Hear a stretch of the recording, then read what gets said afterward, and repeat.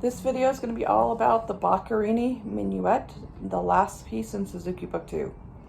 The tempo marking is moderato e grazioso, so moderate and gracious. We're in 3/4 because it's a minuet, so you have 3 beats in the measure. The first half of the piece is in D, and the second half is in G. It's very common that composers will do that, change like one sharp away or one flat away, one key signature away when they make key changes, or like they'll go into the minor key versus the major. These are both majors. One of the things this piece does is syncopation. So syncopation means we put the strong note on the weak part of the beat. So instead of it being 1 and 2 and 3 and it's 1 and 2 and 3 and. That happens in the first bar. 1 and 2 and 3 and. It happens in the 4th bar. 1 and 2 and 3. Then it happens in the bottom part on measure 26. 1 and 2 and 3 and. And it happens in 42. 1 and 2 and 3 and. So that gives you a different feel for it. As is typical in a minuet, the first section repeats. The A section has 2 parts, and each section repeats. The B section, the minuet 2 or the trio, has 2 parts, and they each repeat. And then you do a da capo through without repeats from it. And so, there is one of the things that is marked in here now on measure 33 and 34. It's marked to do that harmonic. So it's a D, so it's going to be on the D string. We did this back in Musette. Rest, rest. Rest, rest. Where's my harmonic? So on the harmonic, you don't even hold the string down. You just lightly touch the top of it. Sometimes you have to play around with your bow. It might need to go faster, lighter, closer to the bridge.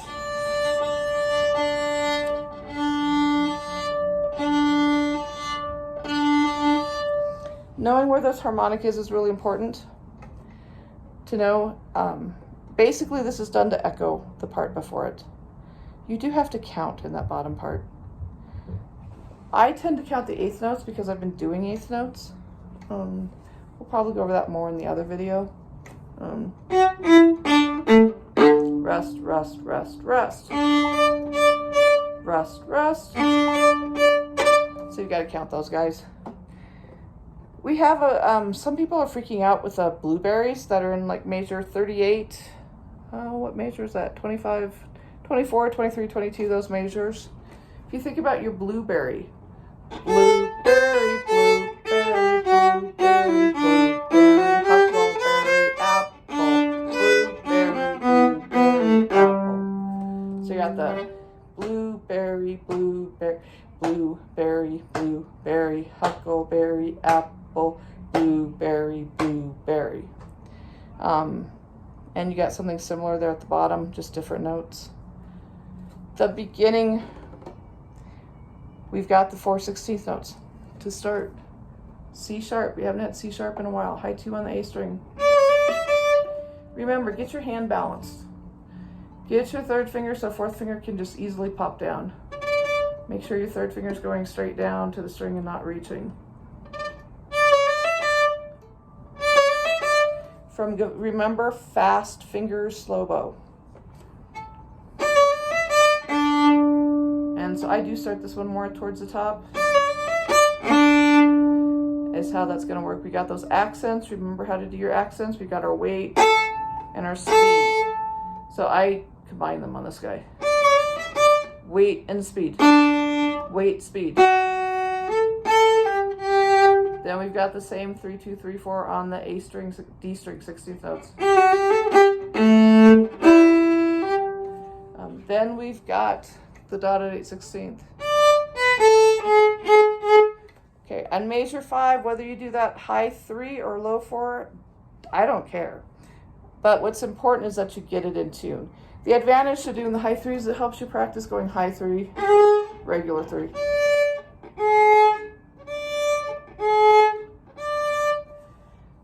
That's the advantage. Maybe sometimes you want to do one way the first time and the other way on the repeat. But yes, you definitely want to get that. Check those threes. Then you echo.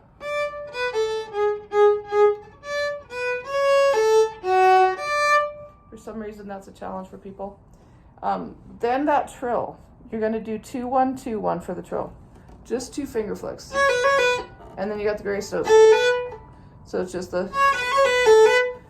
That tends to challenge people. It's an up bow. 2-1-2-1, open 1. And then we've got the octave down and down. And that repeats. I may just end up one video for this piece. So our beginning's got our...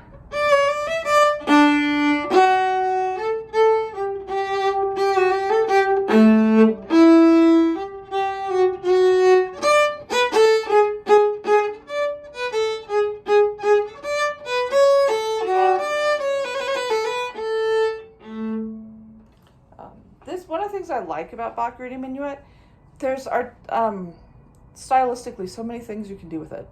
It can be a lot of fun to play around with different articulations and different styles in this piece. Moving on to the third line, it's similar. So we've got that same rhythm. We've got the dotted 8/16, purple or pizza. High 3. Echo. Make sure you're covering the bow strings with 1 on that. I didn't mention that. On the 1-1, just cover both strings like you learned in waltz.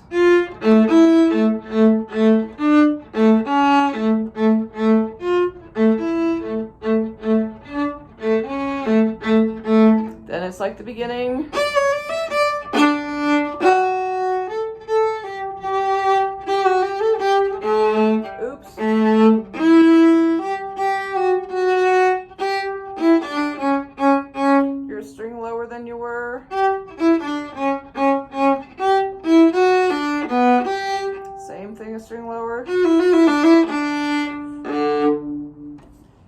On that string crossing, if you're going from open, just stop, cross, and pull it. So that's the part that's in D major. Now we lose our C sharp and we go to G major. So we start off with a G major scale with a crescendo. And then we've got our blueberries. Practice these with stops.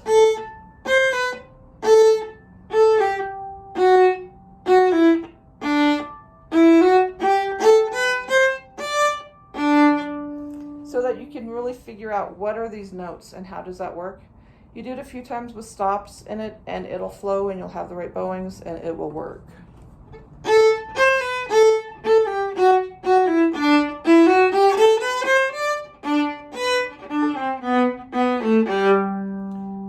If you do open or further, I don't care. And it's not a very long rest there. 4 and 1. Then we start on first finger and go down. So it's not a complete scale, but we're just going down by scale passage. And then we've got our syncopation. 1 and 2 and 3 and you can cover both strings there. I choose to hop. That's the trio. Okay, so then like so we've got to count this part. We've been doing eighth notes. Rest, rest, rest, rest. Make sure your octaves are in tune. So we got rest, rest, rest, rest, and 3 and 1 and 2 and 3 and 1. Rest, rest, rest, rest, 3 and 1 and 2 and 3 and. So also on that octave part, I have known people that the first time through, they did it all in first position, and then on the repeat, they did the harmonics. So you can kind of play around with that, see how you like it. Then starting the last part of measure 36, the last beat, we start on a B. That's a memory thing that people sometimes get mixed up. That part starts on the second finger, B on the G string, high 2, because on the G string, B natural is a high 2. We're piano, we crescendo. So for that crescendo, I do some of the stuff we learned back in Minuet 3, using more bow on each note, as well as adding weight, but a lot of it's also more bow.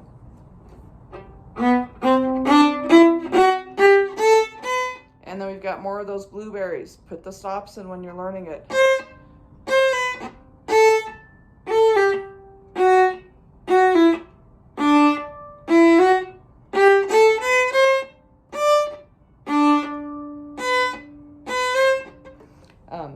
And maybe you even break it down and do one measure at a time.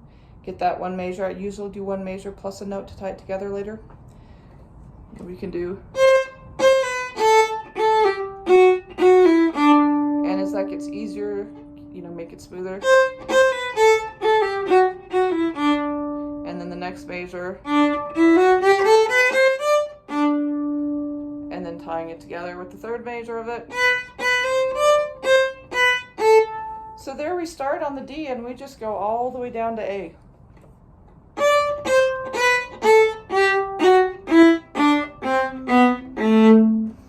So we're in the key of G, so low 2 on the A string, high 2 on the D string for F sharp, high 2 on the G string for B natural. Starting at 40.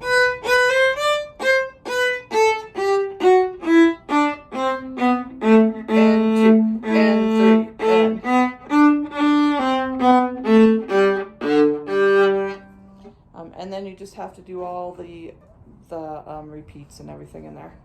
So I think we'll just leave this one with the one video, and hope you enjoy playing Minuet, Boccherini Minuet. I think I'll go ahead and play it without the repeats, just so you can hear the whole thing.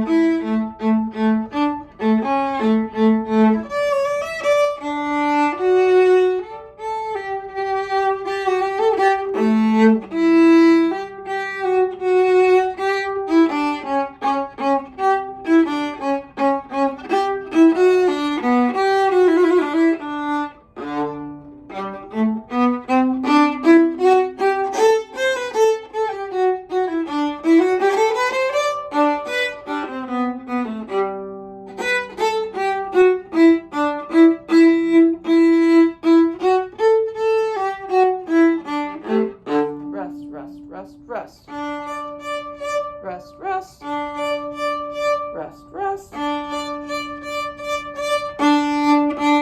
rest, rest, rest, rest, rest, rest, rest.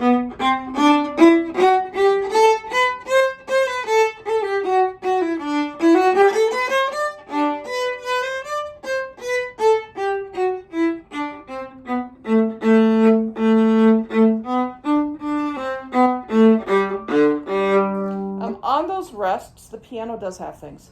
That's part of why it's really important to listen to the piano part along with the viola part, and notice what the piano part is doing in here. That's going to be really important.